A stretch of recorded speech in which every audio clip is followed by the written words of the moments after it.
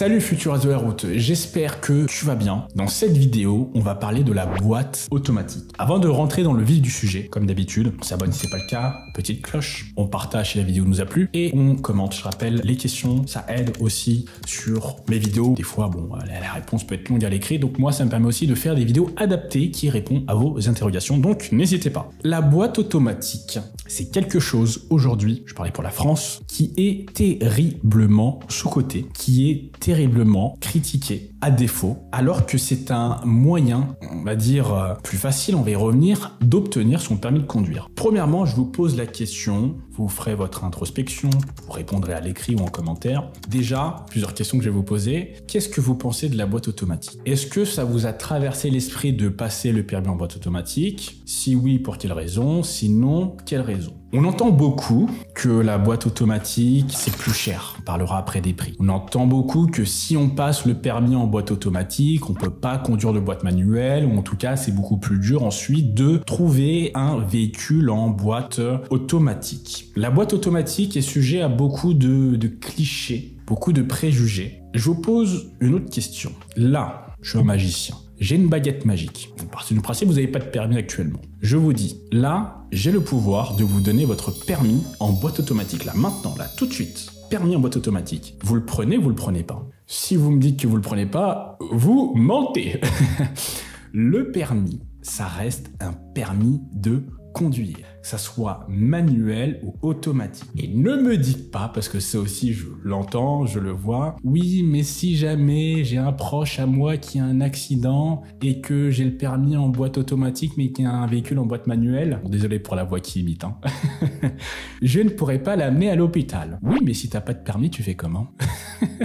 Tu l'emmènes pas à l'hôpital. Le permis en boîte automatique reste un permis de conduire. Donc d'abord, je rappelle les différences. Permis en boîte manuelle, 3 pédales, accélérateur, frein, embrayage, minimum réglementation, 20 heures de conduite, minimum. Permis en boîte automatique, vous avez 2 pédales, accélérateur, frein, l'embrayage est géré automatiquement en boîte automatique et minimum 13 heures de conduite. En moyenne, on va parler des heures de conduite parce que ça dépend bien sûr des régions. Le permis en boîte automatique est les 3-4 euros plus cher, voire 5 euros plus cher. Donc forcément, bon, déjà au début, ça fait une petite différence. Également pour les véhicules à l'achat en boîte automatique, étant donné, bon, la conception mécanique, après, on n'est pas sur une page mécanique, donc je vais vraiment vulgariser le truc. Vu que la mécanique est différente, un véhicule en boîte automatique est toujours un peu plus cher à l'achat qu'un véhicule en boîte manuelle. Par contre, il ne faut pas oublier qu'il n'y a que 2 pédales. Il n'y a que 2 pédales. Par conséquence, il y a des choses en moins à apprendre à travailler. Je rappelle, il y a 4 compétences que je vais vous noter là dans la vidéo.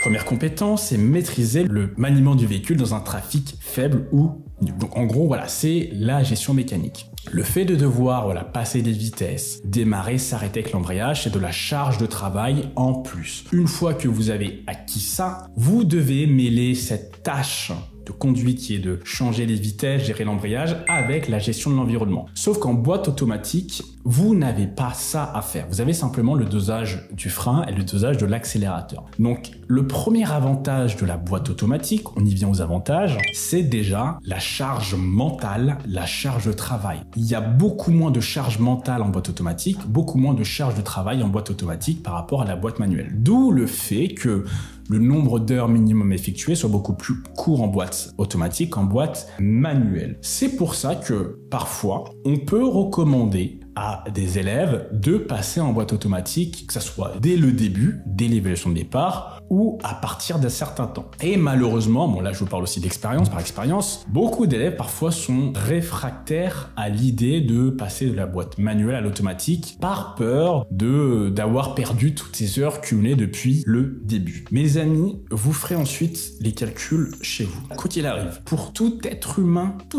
qu'importe le niveau, qu'importe la classe sociale, la boîte automatique, c'est plus facile que la boîte manuelle. Donc dans tous les cas, pour une même personne, vous ferez toujours moins d'heures en boîte boîte automatique, en boîte manuelle, mais ça c'est factuel. S'il y a deux vous divisez en deux, c'est sûr que le vous qui passe le permis en boîte automatique fera moins d'heures que la personne en boîte manuelle. Et en fait, c'est ce différentiel qu'il faut regarder. Parce que si techniquement vous faites moins d'heures en boîte automatique par rapport en boîte manuelle, en fait, c'est là que le gain financier est présent. Même si l'heure de conduite en boîte automatique est légèrement plus chère, en fait, ce différentiel va largement absorber cette différence de prix. Donc c'est pour ça qu'au final, limite, la boîte automatique, c'est moins cher. C'est soit équivalent, soit moins cher que de passer le permis en boîte manuelle. Maintenant, vous allez me dire, oui, mais si jamais je passe mon permis en boîte automatique, je ne pourrai pas conduire de véhicule manuel. Faux, archi faux. Là, depuis le 1er janvier 2024, je crois que c'est depuis le 1er janvier, je m'en rappelle plus, ou 1er mars. Je rappelle avant, lorsque vous passiez le permis en boîte automatique, oui, sur votre permis, il y avait une mention B76, si je dis pas de bêtises,